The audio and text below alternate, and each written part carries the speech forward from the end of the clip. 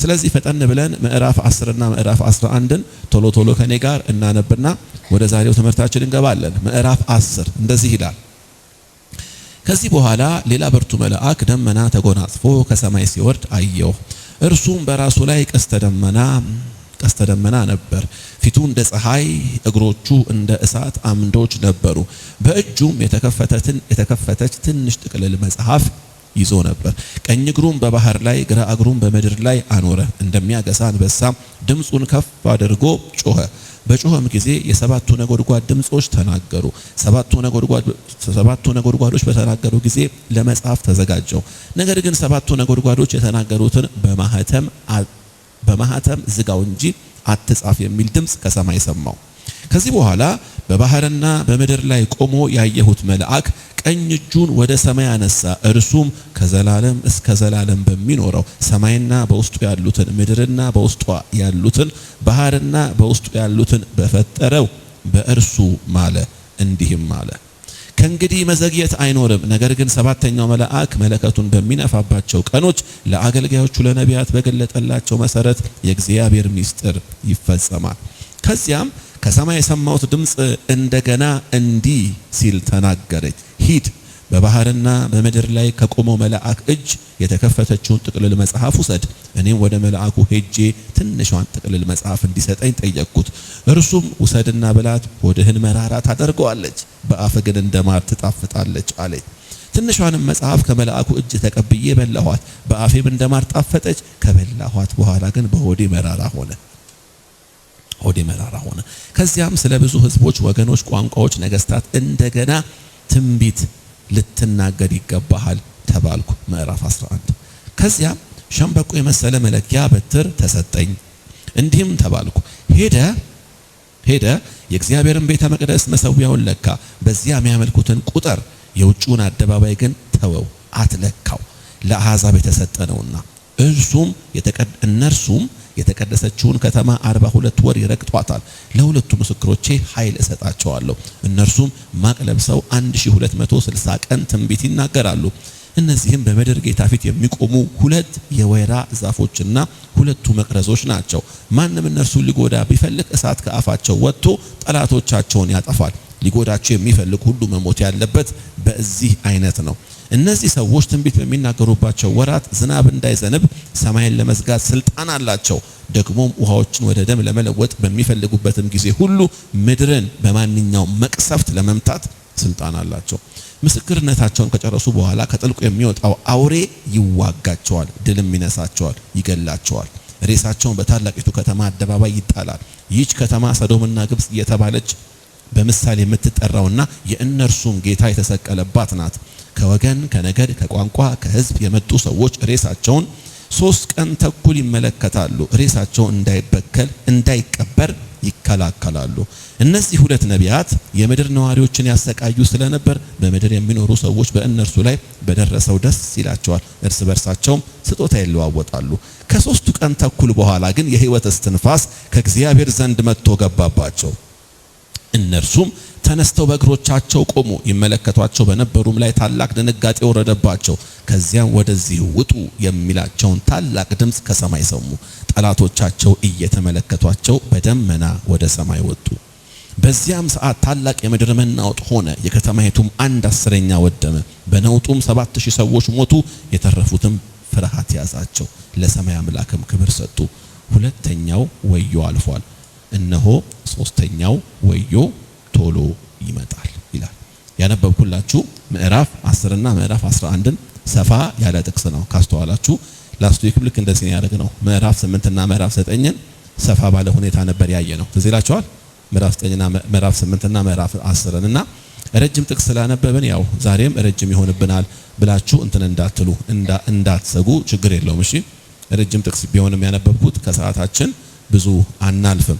ኦኬ ምዕራፍ 10 ጋር ያቆምነው። ምዕራፍ 10 እና 11ን ስንመለከት አንድ የምናደርገው ነገር ምንድነው? ዛሬ በዋናነት በጣም ትኩረት አድርጌ የምናገረው ምዕራፍ 11ን ስለሆነ ምዕራፍ 11 ላይ ያለውን ክፍል ስለሆነ ምዕራፍ 10ን ባጭር ቃል እና ላስቀምጥላችሁ። ምዕራፍ 10 ይሄ ምዕራፍ 10 የሚነግረን ነገር ምንድነው? ዮሐንስ ራእይ አየው ይለናል። ይሄም ራእይ ምንድነው? ያየው ዮሐንስ ራእይ ምንድነው? አንድ ብርቱ መልአክ ይላል። ይሄ ብርቱ መልአክ ብሎ የሚለው በጣም ግዙፍ ነው። በጣም ግዙፍ መልአክ ነው። እንግዲህ ግዙፍ ስላችሁ ያው በእኛ ቋንቋ አይደለም። የኛ ቋንቋ ግዝፈትማ ይታወቃል። በእኛ ቋንቋማ እኔም ግዙፍ ነኝ ከማከላችሁ አይደለ? ሪላቲቭሊ ከማከላችሁ እኔ ግዙፍ ነኝ። እዚህ ጋር ዮሐንስ ያየው ግን መልአክ ግዝፈቱ በጣም በጣም በጣም ትልቅ ማለት ያው ብዙ በጣም ሂውጅ ነው። ከግዝፈትም ደግሞ ባለፈ ብርሃን ፊቱ ልክ እንደ ፀሐይ ያበራል ይላል። ከዚያ ደመናን ተጎናጽፈዋል ይላል። እና የግዝፈቱን መጠን ምን ያህል እንደሆነ የምታውቁት መልአኩ አንደኛው እግሩ ያለው ባህር ላይ ነው፣ አንደኛው እግሩ ደግሞ መሬት ላይ ነው። እንግዲህ አንደኛው እግሩ ባህር ላይ አንደኛው እግሩ መሬት ላይ ከሆነ ምን አይነት ግዙፍ ሊሆን እንደሚችል ኢማጂን አድርጉት። ችግር የለም አሁን እግዚአብሔርን ችለው መልአክን እንዲህ ስነግራችሁ ኢማጂን አድርጉት። እሺ መልአክን መሳል ይቻላል፣ እግዚአብሔርን ነው መሳል የማይቻለው። እና እዛ ላይ እንደዛ ቆሞ አየሁ ይላል። ከዛ በኋላ በእጁ አንድ ትንሽ ጥቅልል መጽሐፍ ይዞ ነበረ ይላል። ከዛ በኋላ መልአኩ ድምጹን ከፍ አድርጎ አሰማ ይላል። እና ምን ብሎ እንዳሰማ አልነገረንም እዚህ ጋር ዮሐንስ፣ ግን ድምጹን ከፍ አድርጎ አሰማ። ልክ የድምጹን ከፍ አድርጎ ማሰማትን ተከትሎ ይላል ዮሐንስ አንድ ነገር ሆነ ይለናል። ይሄው ምንድነው? ሰባቱ ነጎድጓዶች ድምጽን አውጥተው ተናገሩ አለ። እነዚህ ሰባቱ ነጎድጓዶች ምንድናቸው? ሰባቱ ነጎድጓዶች ምንድናቸው ካለን አንደኛ ይሄ ነጎድጓድ ሲባል ልክ እንደ አንድ ተራ የገደል ማሚቶ አድርጋችሁ እንዳትወስዱት። እሺ የገደል ማሚቶ ነጎድጓድ ብሎ ሲናገር ምንድነው? እዚህ ጋር ድምጽ ነው የሰማው ማለት ከመልአኩ ድምጽ ባልተናነሰ ከፍተኛ የሆነ ድምጽ ነው ዮሐንስም የሰማው ሰባቱ ነጎድጓድ። እና እነዚህን ሰባቱ ነጎድጓዶች የሰማው ንግግር እንደሆነ የምታውቁት ዮሐንስ ምን አለ? ወዲያውኑ ያንን ለመጻፍ የሰማውትን የነጎድጓድ ድምጽ ለመጻፍ ስነሳ አለ ምን አለኝ አለ መልአኩ? እንዳትጽፈው አለ፣ ይልቁንም ምን በለው አለ? ዝጋው ወይንም አትመው አለ። ከዛ በኋላ እሺ ብዬ እኔም ከመጽሐፍ ተቆጥቤ ባለውበት ጊዜ ይላል ቁጥር 5 ላይ ደግሞ ቀጥሎ እንደዚህ ይላል፣ አንድ ነገር ሆነ ይላል። መልአኩ በዚያው በሚያስተጋባ በሚያስገመግም ድምፁ መልአኩ አንድ ነገር ተናገረ። ይሄው ምንድነው? ከዚህ በኋላ አጭር ጊዜ ነው አለ። ሰምታችሁኛል? ከዚህ በኋላ አጭር ጊዜ ነው። ምንድነው አጭር ያደረገው ካለን እስካሁን ኦሬዲ የሰባቱ ማህተም ፍርዶች ተፈጽመዋል። የሰባቱ የመለከት ፍርዶች ተፈጽመዋል። ስድስቱን ነው በእርግጥ ያየነው፣ ሰባተኛውን አላየነው። ስለዚህ ምንድነው አጭር ያለው መልአኩ ምንድነው? ከዚህ በኋላ አጭር ነው ጊዜው አልቋል ካለ በኋላ ይህ አጭር ዘመን ምን እንደሆነ ሲገልጥ እንደዚህ አለ። ሰባተኛው መለከት በሚነፋበት ሰዓት አለ እግዚአብሔር ለባሪያዎቹ ለአገልጋዮቹና ለነቢያቶቹ የገለጠው ሚስጥር ይፈጸማል ይላል። ምን ማለት ነው? ለባሪያዎቹ ለነቢያቶቹ የገለጠው ሚስጥር ይፈጸማል ብሎ ሲል መልአኩ እግዚአብሔር አስቀድሞ ስለ ዘመን እስካሁን አሁን ስለምነግራችሁ ስለ ዘመን ፍጻሜ የዘመን ፍጻሜን በተመለከተ ስለሚሆኑና ስለሚከናወኑ ነገሮች አስቀድሞ እግዚአብሔር የነገረው ለዮሐንስም አይደለም። ፎር ዳት ማተር ሰምታችሁኛል? ዮሐንስ ከነሱ በኋላ የሰማን መጀመሪያ እግዚአብሔር ይሄንን ነገር በነብዩ በነ ዳንኤል ተናግሮ ነበር። በብሉይ ኪዳን ነቢያት በነ ሕዝቅኤል ተናግሮ ነበር። ስለዚህ ከብሉይ ኪዳን ዘመን ጀምሮ ይሄንን ጉዳይ በተመለከተ እግዚአብሔር ሲናገር የነበረውን ነገር ሰባተኛው መለከት ሲነፋ ፉልፊልድ ይሆናል። ሁሉ ነገር ወደ ፍጻሜ ይመጣል እና ያ ፍጻሜው አጭር ጊዜ ነው የቀረው ብሎ ነው መልአኩ ይሄንን ነገር ሲናገር የሰማው ዮሐንስ። ከዛ በኋላ ምን ሆነ ይለናል? አንድ ድምጽ ሰማው ይላል ዮሐንስ። ቀጥሎ አንድ ድምጽ ሰማው። ይሄ የሰማው ድምጽ ምንድነው? ሂድና ከዚያ መልአክ እንግዲህ የነገርኳችሁ ያሉት ምዕራፍ 10 ነው። እሺ ሂድና ከዚያ መልአክ እጅ ያቺን መጽሐፍ ተቀበል ይለዋል። ያቺን ምን መጽሐፍ ምን በል ይለዋል? ተቀበል ይለዋል። ከዛስ ዮሐንስ ለሰማው ድምጽ ታዞ ወደዚያ ግዙፍ መልአክ ሄደ። ዝም ብላችሁ ስነግራችሁ ሳሉት ወደዛ ግዙፍ መልአክ ሄዶ እንዴት እንዳየው አናውቅም፣ ግን መጽሐፉን ስጠኝ አለው። መጽሐፉን ሲጠይቀው መጽሐፉን ሰጠው። መልአኩ ግን መስጠት ብቻ ሳይሆን ሲሰጠው እንደዚህ አለ፣ ይሄንን መጽሐፍ ምን በለው አለው፣ ብላው አለው። ከዛስ ስትበላው ግን አለው መጽሐፉ አፍ ላይ ይጣፍጣል አለ፣ ሆድ ላይ ግን ምን ማለት ነው? በነገራችን ላይ ያው ምንም ዓላማ የሌለውን ነገር መጽሐፍ ቅዱስ አይነግረንም። ግልጽ ነው። ባለፈው እንደነገርኳችሁ ነው። ለእያንዳንዷ ነገር ትርጉም ሰጥተን አንችለውም። ግን ምንድነው አንዳንድ ቦታ ላይ ግን አንዳንድ ክፍሎች የያዙትን መልእክት ምን እንደሆነ ጌታ በገለጠልን ልክ መረዳት እንችላለን። መጽሐፉን አለ ባይዘው ይሄ መጽሐፍ ዝም ብሎ የሆነ ልሙጥ ወረቀት ልሙጥ ምንም ጽሑፍ የሌለው ባዶ መጽሐፍ እኮ አይደለም። መጽሐፍ ብሎ ሲል ምን ማለት ነው? ጥቅልል ነው። ግን ምንድነው ጥቅልልነቱ ተፈቷል፣ ኦሬዲ ተገልጧል። ስለዚህ ምን እያለን ያለው መጽሐፉ በውስጡ መልእክትን ያዘው። የምን መልእክት? ከዚህ ደግሞ በኋላ ሊሆን ያለውን ነገር ማለት ነው። ግልጽ ነው። ከዚህ በኋላ ሊሆን ያለውን ነገር መጽሐፉ ይዟል። እና ያንን መጽሐፍ ለዮሐንስ እንካ ብላ ብሎ ሲሰጠው ተቀበለና ዮሐንስ በላው። አፉ ላይ ጣፈጠው፣ ሆዱ ላይ ግን ምን ሆነበት? መራራ። እዚህ ጋር ጣፋጭ፣ እዚህ ጋር መራራ። ምን ማለት ነው? ያ የተቀበለው መልእክት ማለት ነው ከፊሉ ደስ የሚያሰኝ ነው፣ ከፊሉ ደግሞ ብዙ ሐዘንና ብዙ ዋይታ ያለበት መልእክት ነው። ግልጽ ነው። ከዛ በኋላ እኔም በላሁት አለ፣ ባፌ ላይ ልክ እንደ ማር ጣፈጠ ነው የሚለው፣ በሆዴ ላይ ግን መራራ ሆነ ይላል። ልክ እንደ በላሁት እንደዚህ የሚል ድምፅ ሰማሁኝ አለ። በል እንግዲህ አሁን ተነስተ ለሕዝብ ለነገድ እንደገና ለነገስታት እንደገና ትንቢትን ምን በለ ይለዋል፣ ተናገር። የትኛውን ትንቢት? የበላኸውን መጽሐፍ ተናገር እያለው ነው ያለው። እንግዲህ ከዚህ በኋላ ያለውን ነገር ነው ዛሬ በደንብ እንድንመለከት የፈለኩት። ኦኬ። ታዲያ ዮሐንስ ይሄንን ካየ በኋላ ወዲያውኑ ይሄ የሰማው ድምፅ ምን እንዲያረግ ምን እንዳረገ ሲነግረን እንደዚህ ይላል። ሸምበቆ ምዕራፍ 11 ጋር እስቲ ሸምበቆ በሉ። ሸምበቆ የመሰለ መለኪያ በትር ተሰጠኝ አለ። ሸምበቆ የመሰለ መለኪያ በትር። ከዛ በኋላ ምን ይላል? ይሄንን ሸምበቆ የመሰለ መለኪያ በትር ይዘህ ሄደ የእግዚአብሔርን ቤተ መቅደስና መሰዊያውን ለካው ይላል። በደም ከዲጋው እሺ፣ ቤተ መቅደሱንና ምኑን? መሰዊያውን ምን በለው ለካው። በምን? በዛ ሸምበቆ። በነገራችን ላይ ይሄ ሸምበቆ ብዬ እዚህ ጋር ያነበብኩላችሁ ክፍል ሸምበቆ ኖርማሊ እዚያ ዘመን ላይ ማለት ነው የዛሬ 2000 ዓመት ዮርዳኖስ ወንዝ ውስጥ ነው የሚበቅለው እና ቀርከሃ መሰል ተክል ነው እና አንዳንድ ቀን ቁመቱ ወደ 6 ሜትር ይረዝማል። 6 ሜትር ይረዝማል እና በጣም ቀጥ ያለ ስለሆነ እዚያ ዘመን ላይ ለምን ይጠቀሙበታል? አንዳንድ ነገሮችን ለምሳሌ አሁን ቤት መሬት ለመለካትና ከዚያ ደግሞ ለምን መሰላችሁ የሚጠቀሙት? ለውሃ ልክ ቱምቢ ታውቃላችሁ?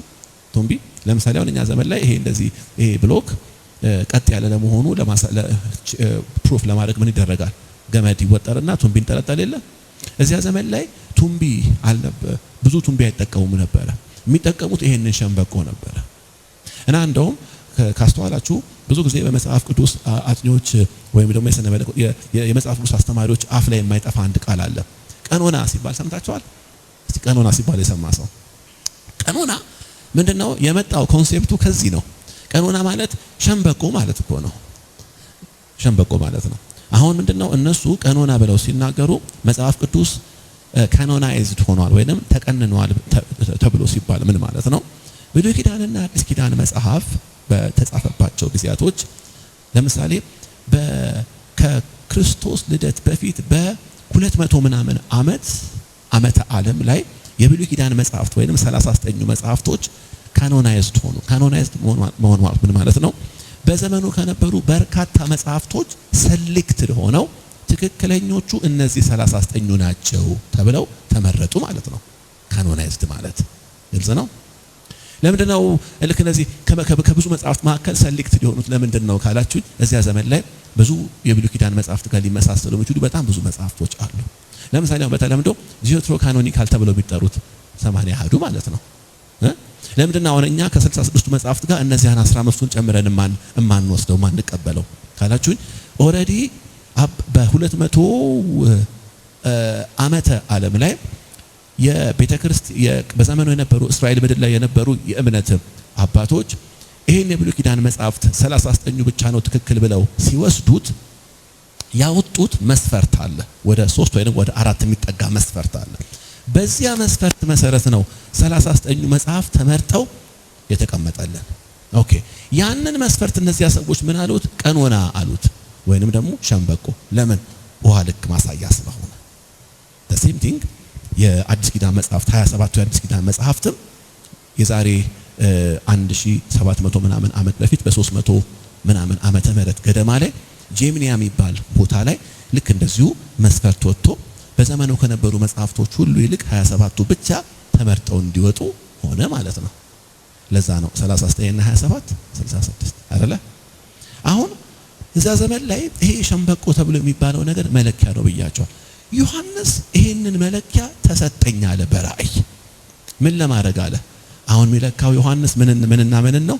ቤተ መቅደሱንና መሰዊያውን አለ። ከዛ ልክ ቤተ መቅደሱና መሰዊያውን ለካው ካለው በኋላ ውስጡን ያመልኩትንም ደግሞ ሰዎች ያቸው አለ። እንግዲህ እንደሚታወቀው ያው ታውቃላችሁ እዚያ ዘመን ላይ ቤተ መቅደስ እስራኤላውያን እንደገና ቤተ መቅደስ ይገነባሉ ቤተ መቅደስ ብያቸዋለሁ። ምክንያቱም እስራኤላውያን በዚያ ዘመን ላይ ቤተ መቅደስ እንደሚገነቡ ፕሩፍ የምናደርግባቸው አንዳንድ የመጽሐፍ ቅዱስ ክፍሎች አሉ ብያቸዋለሁ። አሉ እንግዲህ ካሁን በፊት በነበረው ሳምንታት ላይ ይሄንን ነገር ተመልክተናል። ታዲያ ይሄ ቤተ መቅደስ እንግዲህ ማለት ምንድነው ካላችሁ እስራኤላውያን በዚያ ዘመን ላይ ዲቴል አሁን ስለዚህ ጉዳይ መናገር ብጀምር ሰዓትም አይበቃንምና እንደውም አንድ የፓስተር አሉ ራእይን መጽሐፍ የሚያስተምሩና ዩቲዩብ ላይ በጣም ትልቅ ሰው ናቸው እና እንደውም የእሳቸውን ትምህርት እየሰማው እኔ በጣም በጥልቀት እየተነተንኩ መስሎ ነበርና ጥልቀት ምን እንደሆነ ለካስ አላቅም።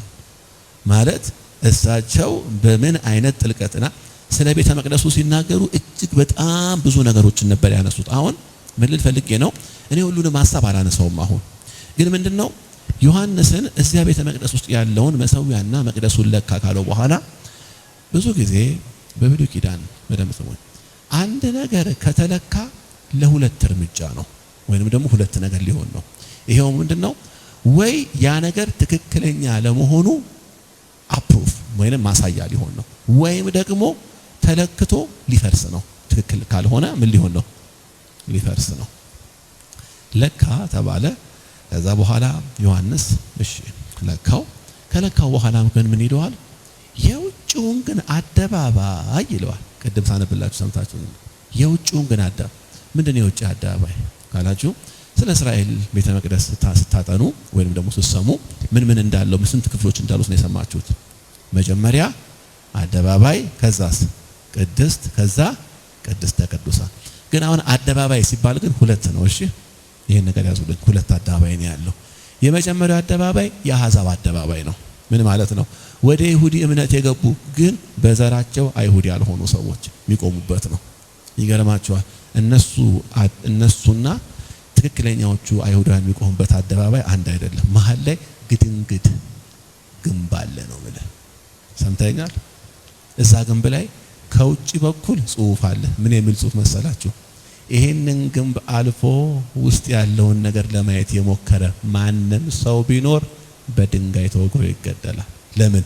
የተፈቀደው ለአይሁዳውያን ብቻ ነው የሚል ባይዘው መጽሐፍ እንዱ ከርዕሳችን ወጣ ልበልና መጽሐፍ ቅዱስ እኮ ሁለቱን አንድ ያደረገ በመካከልም የነበረውን የጥል ግድግዳ ያፈረሰ ሰላማችን እርሱ ነው ብሎ ሲናገር እኮ ይሄን ግድግዳ እኮ ነው። ከዚህ በኋላ አሕዛብ የለ አይሁድ የለ ሁሉም በክርስቶስ አንድ ይሆናሉ ያለው ይሄንን እኮ ነው። የውጭውና እና ምን አለው በራእይ ዮሐንስን የውጭውን አደባባይ ተወዋለው፣ አትለካዋለው። ለምን? ለአሕዛብ የተሰጠ ነው አለ። ታዲያ ምንድነው የሚሆነው ብለን ስንል አሕዛቦች እቺን ከተማ ወይም ደግሞ የተቀደሰችውን ከተማ ማነች? ኢየሩሳሌም። የተቀደሰችውን ከተማ 42 ወር እስቲ መልሱልኝ ከኔ ጋር ስንት ወር ነው ያለው? በደንብ ስሙኝ፣ አሁን በደንብ ተከታተሉ። 42 ወር ይረግጧታል ይላል። ይሄ 42 ወር ምንድነው ካለን 42 ወር ስንት ቀን ነው የሚሆነው? አጠቃላይ በቀን ስናበዛው 1260 ቀን። 1260 ቀን ስንት ዓመት ነው ካለን ኤግዛክትሊ 3 ዓመት ተኩል።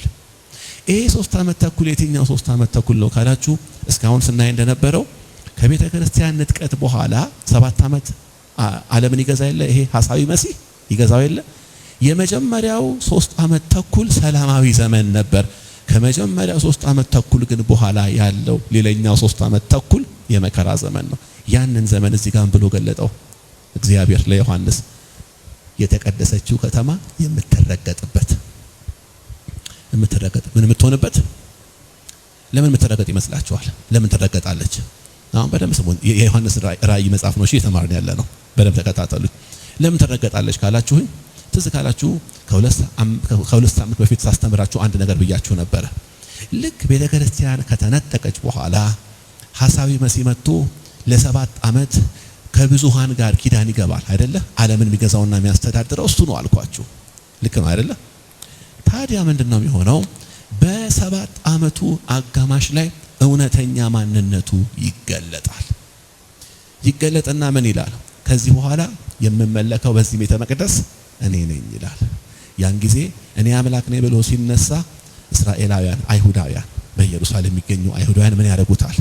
አንተ አምላክ አይደለህም ብለው ይቃወሙታል። ሲቃወሙት የመጀመሪያ በትሩን የጥፋት በትሩን የሚያነሳው እነሱ ላይ ይሆናል። ዳት ሚንስ እዚህ ጋር የነገርኳችሁ ለ3 ዓመት ተኩል ኢየሩሳሌም ትረገጣለች። ታዲያ በዚህ መረገጥ መካከል እግዚአብሔር ምን እንደሚያደርግ ሲናገር በጣም ይደንቀኛል። ተመልከቱ። በዚህ መረገጥ መካከል እግዚአብሔር ቁጥር 3 ላይ አንድ ነገር እንደሚያደርግ ይናገራል። ይሄው ምንድነው? በዚያ ዘመን በኢየሩሳሌም ላይ 2 ሰዎችን እግዚአብሔር ያስነሳል። ተመልከቱ። ያ ዘመን ብያቸዋለሁ የቤተ ክርስቲያን ዘመን አይደለም። የቤተ ክርስቲያን ዘመን አይደለም። ኦሬዲ ቤተ ክርስቲያን ወይም ደግሞ እኔና እናንተ ምን ብለናል? ተነጥቀናል። ከጌታ ጋር ያለነው። ግን በዚያ ግን ዘመን እግዚአብሔር 2 ሰዎችን ወይም ደግሞ 2 ነቢያቶችን ያስነሳል። እነዚህንም ሰዎች ራሱ እግዚአብሔር ምን ብሎ ይጠራቸዋል መሰላችሁ? ምስክሮቼ። እኔ ጋር ናቸው ምስክሮቼ። ባይዘው ምስክሮቼ ካለ በኋላ ቁጥራቸው ስንት ነው ብያቸዋለሁ? 2። ለምን 2 ሆነ ካላችሁኝ 2 የሆኑት በዓላማ ነው። ለምንድነው 2 የሆኑት ካለን አይታችሁ እንደሆነ ጌታ ኢየሱስ ክርስቶስ ራሱ ምድር ላይ በነበረበት ጊዜ 70ውን ስንት አድርጎ ላካቸው ነው የሚለን? 2 አድርጎ። የብሉይ ኪዳን አገልግሎት የብሉይ ኪዳን ነቢያቶችን ስትመለከቱ በየዘመናቱ የሚነሱ ነቢያቶች አይታችሁ እንደሆነ ስማቸው ከአንድ ነብይ ጋር ነው ሜንሽን የሚደረገው። ለምሳሌ ኢሳይያስ ከኤርሚያስ ጋር። ኦኬ፣ ለምሳሌ አንድ ሰው ሜንሽን ላድርግላችሁ።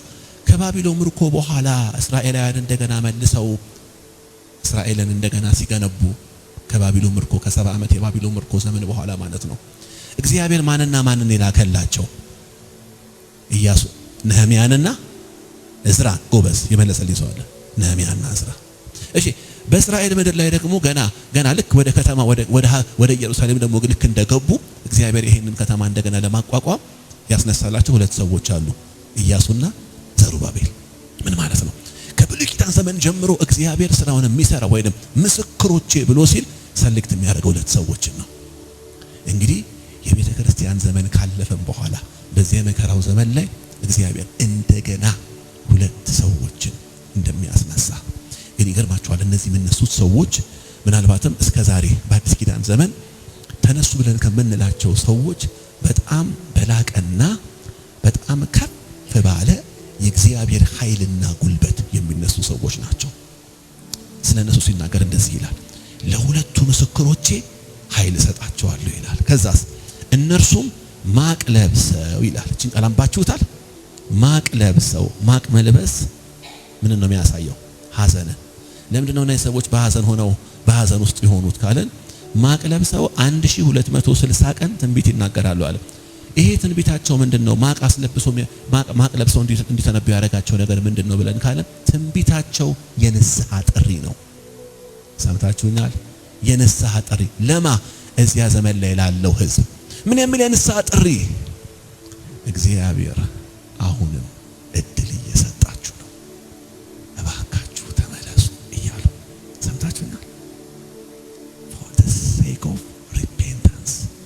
ለንስሐ ብለው ነው 1260 ቀን ወይንም 3 ዓመት ተኩል ሙሉን እኮ ነው 1260 ቀን ይተነብያሉ ይላል። ምን እያሉ ካላችሁ ተመለሱ። አሁንም እግዚአብሔር ዘመን ከማለቁ ዘመን ከመገባደዱና ከመጠቅለሉ በፊት እያላቸው ነው፣ እድል እየሰጠ። አይገርምም? እግዚአብሔር እስከምን ጥግ እድል እንደሚሰጥ ተመለሱ የሚል መልእክት ይናገራሉ። ከዛ እንደዚህ ይላል፣ እነዚህም በምድር ጌታ ፊት የሚቆሙ 2 የወይራ ዛፎችና 2 መቅረዞች ናቸው ይላል። ምን ብሎ እንደሚጠራቸው አሰማችሁ? 2 የወይራ ዛፍና 2 እስቲ መቅረዝ በሉ። መቅረዝ ምንድነው? ብርሃን ሰጪ አካል አይደለ? ይህ ብቻ ደግሞ አይደለም። 2 የወይራ ዛፎች ይላቸዋል። እነዚህ የወይራ ዛፎች ምን ነው የሚያሳየው? ከምን የመጡ ናቸው? ለምን በወይራ ዛፍ ገለጣቸው? በጽፉ ሰዎች ካላችሁ ይሄንን ክፍል ከዚህ ክፍል ጋር ሊዛመድ የሚችል አንድ ጥቅስ ልስጣችሁ። ትንቢተ ዘካርያስ ምዕራፍ 4 ላይ እኔ እንዲሁ በቃል ነግራችኋለሁ። ትንቢተ ዘካርያስ ምዕራፍ 4 ላይ ስለነዚህ ሰዎች አስቀድሞ የተነገረ ትንቢት ነበረ። በደም ስሙኝ። ዛሬ እንደውም ወደኛ ህይወት ስንመጣ አፕሊኬብል ወደ አፕሊኬሽኑ ስንመጣ ብዙ ነገር ነው የምታገኙት። ስለነዚህ ሰዎች አስቀድሞ በነብዩ በዘካርያስ በኩል እግዚአብሔር እንዲህ አይነት ነገር አሳይቶ ነበረ። ላስታውሳችሁ፣ እናንተ ጽፉ፣ ዝም ብላችሁ ጻፉትና እኔ ብቻ አይሁ። ነብዩ ዘካርያስ አንድ ራእይ ያየሁ ይላል። ይሄው ምንድነው? ሁለንተና ወርቅ የሆነ የወርቅ መቅረዝ አያለሁኝ አለ። ከወርቅ መቅረዙ ላይ ደግሞ ማሰሮ አለ፣ ከማሰሮ እታች የወርቅ መቅረዝ አለ። በማሰሮና በወርቅ መቅረዙ መካከል የወርቅ ቧንቧዎች አሉ አለ። ልክ ይሄንን ነገር እንዳየሁኝ ካጠገብ የነበረው መልአክ እንዲህ አለኝ ይላል፣ እነዚህ ምን እንደሆኑ ታውቃለህ አለኝ አለ። ከዛ እኔ መልሼ ለመልአኩ እንደዚህ ያልኩት ይላል፣ አላውቅም ሲል መልአኩ ይሄ አሁን ያየው ነገር ምን እንደሆነ አታውቅም አለው። አላውቅም። ይህ ነገር ማለት ለዘሩባቤል የተሰጠው ቃል ነው። ምን የሚለው ቃል? በመንፈሴ እንጂ በኃይልና በብርታት አይደለም የሚለው ቃል ምን ማለት ነው? ዘይት ከዘይት ማሰሮ በቧንቧዎቹ በኩል አድርጎ ወደ መቅረዙ ገብቶ መቅረዙ እሳት እንዲያነድ እንደሚያደርገው ሁሉ ከዚህ በኋላ እስራኤልን በምድር ላይ ዳግመኛ በኔ ክብር ልታበራ የምትችለው ከላይ በምትቀበለው ዘይት ወይንም በኔ መንፈስ ነው እያለ ነው ያለው። ከኔ ጋር ናችሁ? ዘካርያስ ምዕራፍ 4 ላይ ይሄንን ነገር ሲያይ አያይዞ አንድ ነገር አይቶ ነበር። ከማሰሮ በቧንቧው በኩል አርጎ ወደ መቅረዙ የሚገባው ዘይት ከምን እንደሚመጣ ይሄው ምንድነው? ከማሰሮ ደግሞ አጠገብ 2 የወይራ ዛፍ አየሁ አለ። እነዚህ የወይራ ዛፎች ምንድናቸው ስል ለዘካርያስ ነገረው። እነዚህ በምድር ሁሉ ጌታ ፊት የሚቆሙ ምስክሮች ናቸው። that means እግዚአብሔር በብሉይ ኪዳን ዘመን ላይ ነበር ስለነዚህ ሰዎች አስቀድሞ የተናገረው። በዚያ የመከራና የምጥ ዘመን ላይ እግዚአብሔር እንደ አዲስ 2ቱን ሰዎች ቀብቶ በምድር ላይ ብርሃን እንዲሰጡ ያደርጋቸዋል። እኔ ጋር ናችሁ? ለምን መቅረዝ አላቸው ካላችሁ ዘመኑ የጨለማ ዘመን ነው። እኔና እናንተ ያለንበት ዘመን ነው።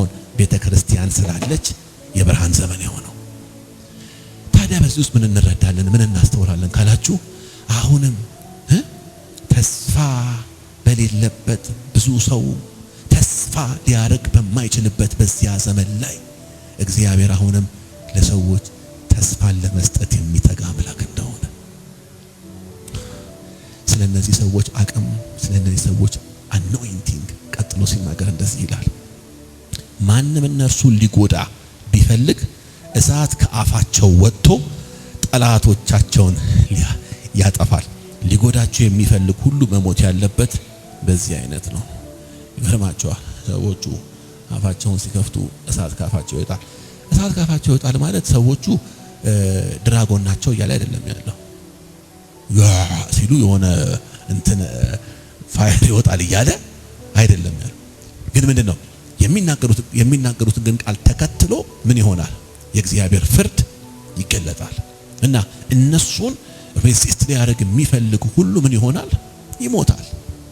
ምን አይነት ክብር፣ ምን አይነት ኃይል፣ ምን አይነት አኖይንቲንግ እንደሆነ አሰባችሁት?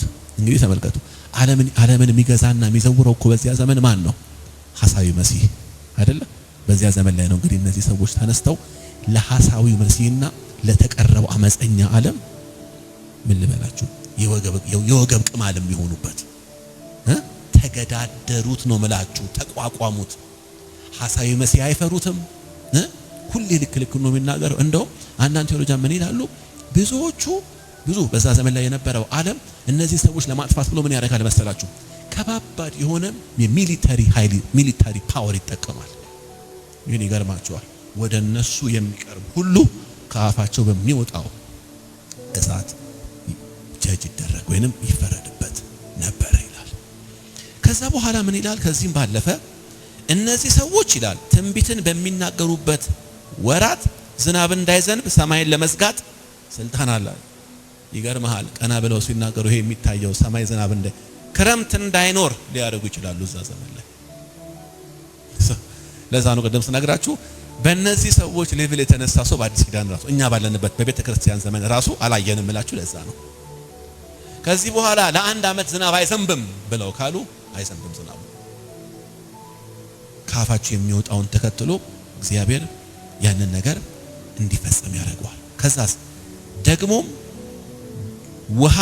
ውሃዎችን ወደ ደም ለመለወጥ በሚፈልጉበት ጊዜ ሁሉ ምድርን በማንኛውም መቅሰፍት ለመምታት ስልጣን አላቸው። ወንድሞቼ እና እህቶቼ አስባችሁታል? ካፋቸው እሳት ይወጣል ይላል። ሰማይን ይከፍቱልሃል፣ ይዘጉልሃል። ሲቀጥል ውሃን ወይንም ደግሞ ባህርን ወደ ደም ይለውጣሉ። ይሄን ጉባኤ አንድ ጥያቄ ልጠይቀው።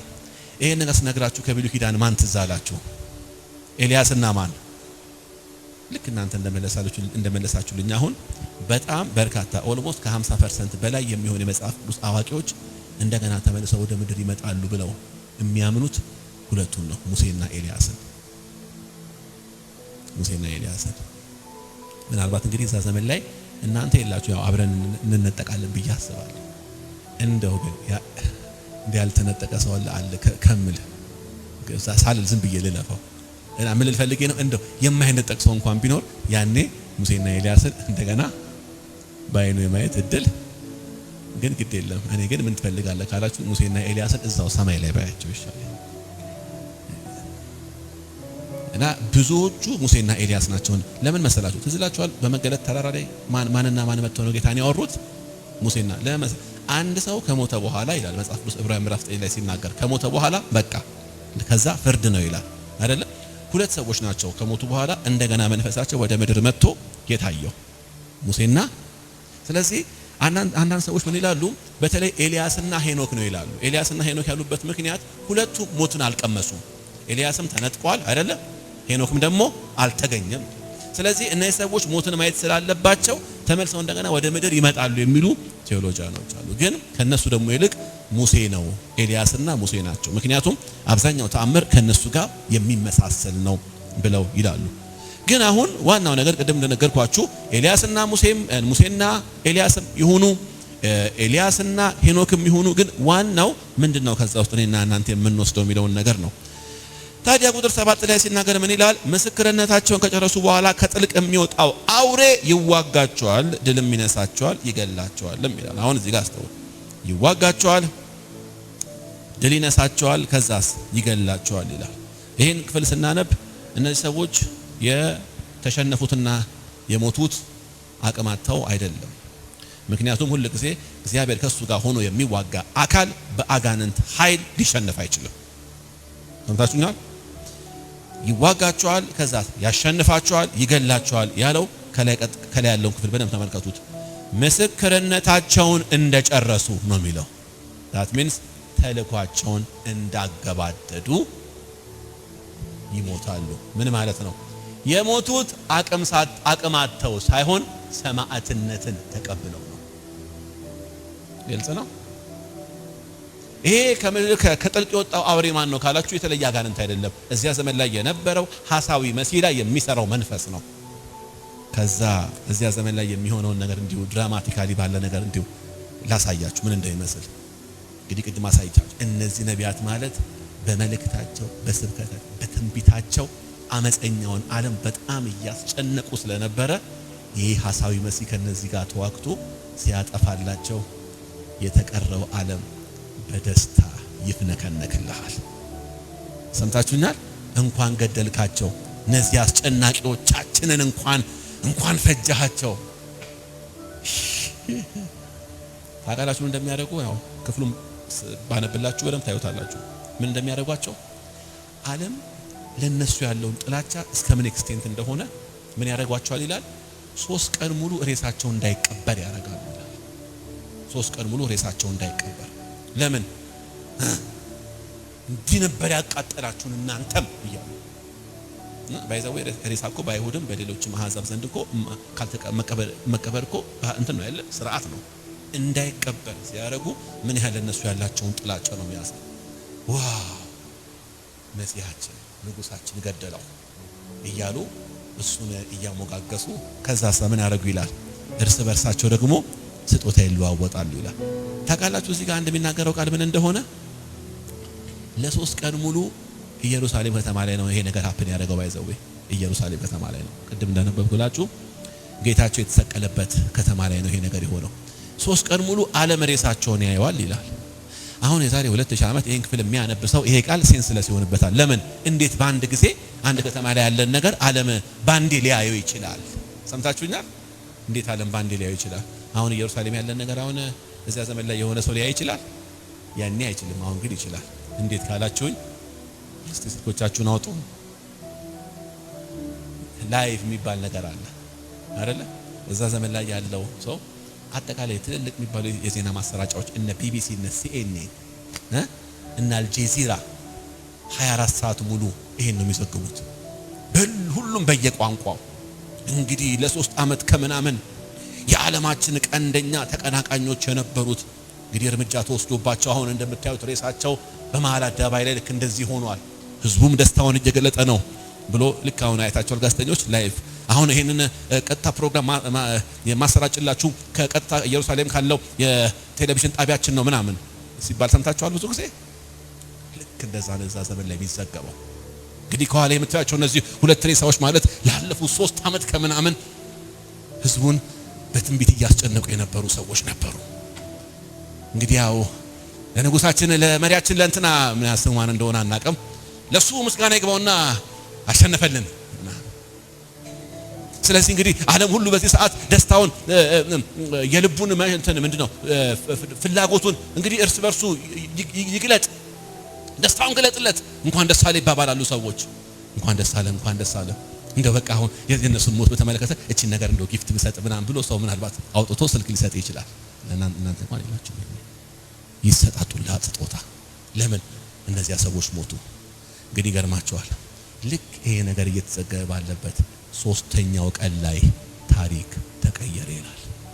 ይሄው ምንድነው ላይቭ እየተላለፈ ባለበት በዚያ ሰዓት ላይ ምን ሆነ ይለናል። እግዚአብሔር ከሰማይ ለሁለቱ እንደገና እስትንፋስ ሰጣቸው። ለምን? መጀመሪያም ተሸንፈው ሳይሆን ሰማዕት ሆነው ነው። እስትንፋስ ገባባቸው ይላል። እህሳ እንዲሁ ቁጭ ብለህ ላይቭ እያየኸው ተነስተው በእግራቸው ይቆማሉ ይላል። ያኔ ምን ይሆናል ሲል ከፍተኛ ድንጋጤ በምድር ላይ ይመጣል። ድንጋጤው ዓለምን ይገዛ ካለው ከዋናው ቤተ መንግስቱ ሆኖ ዓለምን ከሚገዛው ከሐሳዊ መሲህ ጀምሮ እስከ ተራው ግለሰብ ድረስ በዓለም ላይ ላይቭ እየተከታተለ ያለው ሁሉ ከባድ የሆነ ሽብር ይወድቅበታል። ለምን? 3 ቀን ሙሉ የሞተ ሬሳ እስትንፋስ ገብቶበት እንደገና ተነሳ። ባይዘው እግዚአብሔር አሁንም ልንገራችሁ ይሄን ነገር የሚያደርገው ለምንም ዓላማ አይደለም። እግዚአብሔር እድልን እየሰጠ ነበር። ክብር ለእግዚአብሔር ይሁን። ስለሰጠን እድል ስሙ የተባረከ ይሁን። ወገኖቼ ሆይ ምሕረቱ አያልቅምና ቸር ነውና ምሕረቱ ለዘላለም ነውና ብለን ስንዘምር ቀላል እኮ አይደለም። ምሕረቱ አያልቅምና ለዘላለም ቸር ነው። ታውቃላችሁ እስከ ምን ያህል ጥግ እንደሚዘረጋ የእግዚአብሔር ምሕረት፣ የእግዚአብሔር ጥሪ። እነዚህ ሰዎች እግሮቻቸው ቆሙ ይላል። እስትንፋስ ገባባቸው፣ በእግሮቻቸው ቆሙ ይላል። ከዛስ ወዲያውኑ አንድ ድምጽ ከሰማይ መጣ ይላል። ምን የሚል? ኑ የሚል። ወደ ምን? ወደ ሰማይ። ልክ ኑ የሚለው ድምጽ ሲመጣ እነሱ ወደ ሰማይ ሲሄዱ በዚያ ሰዓት ከፍተኛ የሆነ የመሬት መንቀጥቀጥ ሆነ ይለናል። ከዛስ የከተማው 1/10 ወደመ። ወደ 7000 የሚጠጉ ሰዎችም ምን አሉ ይላል? ሞቱ ይላል። ይሄ የሚያሳየው ምንድነው? የእግዚአብሔርን ጀጅመንት ነው። አሁን ልንገራችሁ፣ ክብር ለእግዚአብሔር ይሁን፣ ክብር ሁሉ ለእግዚአብሔር ይሁን። አሁን የነገርኳችሁ የክፍሉን ፍታቴ ነው።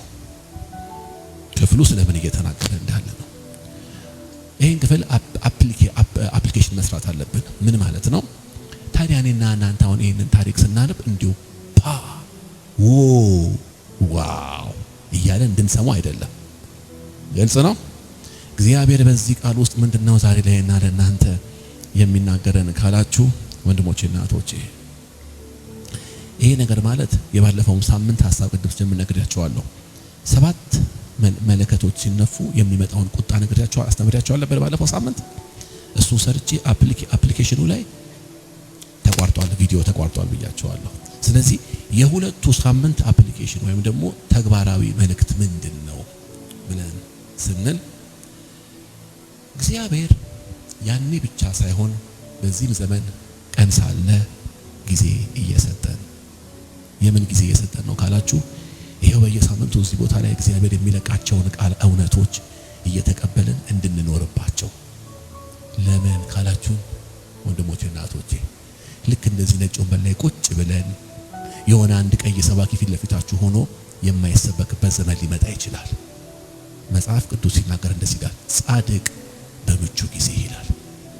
እባካችሁ ፕሊዝ፣ እንደፈለኩኝ ቸርች ቁጭ ብዬ ፕሮግራም ልካፈልበት ልምችልበት እድል በሽበሽ ነው አትበሉ። በሽበሽ አይደለም። ነገ ምን ሊፈጠር እንደሚችል አናውቅም። ሰምታችሁኛል? ምክንያቱም ኃይለ ሥላሴ ዘመን ላይ የነበሩ ቅዱሳን እቺን በደም ስሙኝ። በኃይለ ሥላሴ ዘመን ላይ የነበሩ ቅዱሳን ልክ እንደዚህ ነበር ተቀምጠው ጌታን እያመሰገኑ እያመለኩ ባለበት ጊዜ ላይ ከመካከላቸው ለአንዳንዶቹ የእግዚአብሔር ድምጽ መምጣት ጀመረ። ይሄ ድምጽ ምን ይላል? ከፊት ለፊታችሁ የሆነ የጨለማ ዘመን፣ ከባድ ዘመን አለ ሲባል ብዙዎቹ አላመኑም። ምንድነው የጨለማ ምንድነው ከባድ ዘመን ይሉ ነበር። ሰምታችሁኛል? አላመኑም ነበር። ከዛ በኋላ ግን ብዙም አልቆየም። የዓለምን 3/4 ክፍል ይዞ ዓለምን ያስጨነቀ ሶሻሊዝም ወይንም ሶሻሊዝም ብለን የምንለው ፖለቲካል ሪዮት ዓለም መጣ። ከኢትዮጵያ ብቻ ከግማሽ ሚሊዮን በላይ የሆኑ ወጣቶችን አጭዶ ነው ሄደው።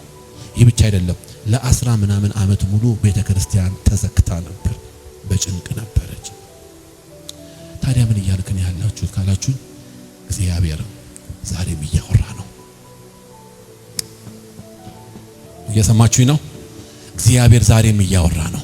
ዛሬም እግዚአብሔር የመመለስን እድል እየሰጠን ነው። ሁሉ ጊዜ እቺን ነገር ወቁ ፕሊዝ። የባለፈውም ሳምንት የመለከቱ ፍርዶች፣ የዛሬውም ሳምንት የዛሬውም ቀን ትምህርት ዋንኛ ዓላማ ይሄ ነው። ወደ ባሰው ነገር ሳንመጣ ቀን ሳለ እግዚአብሔር የሚለቅልንን እውነት በነፍሳችን መያዝ ይሆንልን። ከእግዚአብሔር ሐሳብ ጋር እንጠላለፍ። ሁሉ ጊዜ እባካችሁ ሁሉ ጊዜ እሽሩሩ እየተባለ መኖር አንልመድ። እነግራችኋለሁ ሁሌ መቼም ይሄ ነገር የኔ ቋንቋ ነው ብዬ ማለት እችላለሁ። ይሄው ምንድነው? እግዚአብሔር ያጽናናል። አይዞ በርታ ይላል፣ ጠንክር ይላል፣ ትሄዳለህ ይላል፣ ትቀሰቅሳለህ፣ አይዞ አምናለሁ በዛም ይላል እግዚአብሔር። አመቱን ሙሉ ግን የእግዚአብሔር ድምጽ ይሄ ሊሆን አይችልም። በደንብ ካጤን ነው፣ በደንብ ካስተዋል ነው። እኔና እናንተ ያለንበት ይሄ ትውልድ የሚያስፈልገው መልእክት በዋናነት አንደኛው ተመለስ የሚል ነው። ወደ እግዚአብሔር ሐሳብ ተመለስ፣ ወደ ድምጹ ተመለስ፣ እንደገና ወደ ጓዳ ተመለስ፣ እግዚአብሔርን ወደ መፍራት ተመለስ፣ ወደ መንፈሳዊነት ተመለስ፣ ፊቱን ወደ መፈለግ እንደገና ተመለስ። ኃጢአት አይቅለልብህ፣ በደል አይቅለልብህ የሚል ነው ትክክለኛው የዚህ ዘመን መልእክት። ከቅድሙ ሐሳብ ተነስተን ዛሬ የምተውላችሁ ነገር ይሄንን ነው። ቀን ሳለ ድምጹ ስትሰሙ የእግዚአብሔር ድምጽና የእግዚአብሔር መልእክት ቀላል አይሆንባችሁ። ዛሬ እዚህ ቦታ መምጣታችሁ ስለቻላችሁ አይደለም፣ ታክሲ መያዝ ስለቻላችሁ አይደለም፣ እግሮቻችሁ እንዲህ እየተረማመዱ መሬቱን መረገጥ ስለቻሉ አልመጣችሁም።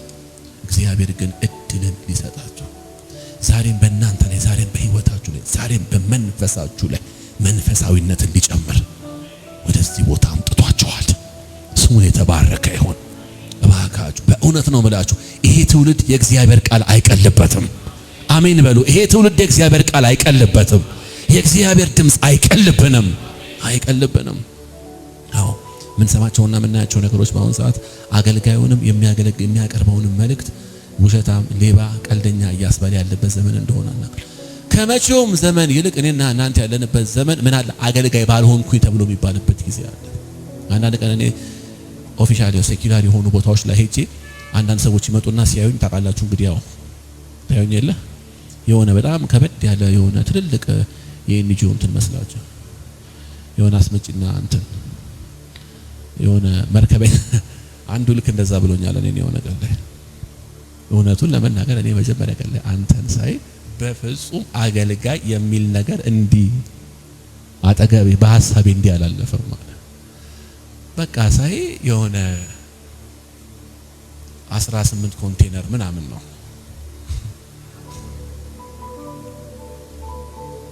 እና አንዳንዶቹ ይተዋወቃ ወይ ሰርግ ላይ ሊሆን ይችላል ወይ የሆነ ቦታ ላይ እኔ ከሌ ይባላለሁ እኔ ደግሞ ይባላለሁ። ከዛ ወሬ ትጀምራለህ ምን ላይ ነው የተሰማራው ስራ ምናምን ሲባል እኔ እንዲህ ቦታ ነው ያለሁት ምናምን ብሎ ይናገራል። አንተሳ ሲል እውነት ነው የምላችሁ በእግዚአብሔር ፊት አገልጋይ ለማለት ይተናነቀኛል። ለምን አገልጋይነት የሚያሳፍር ሆኖ አይደለም።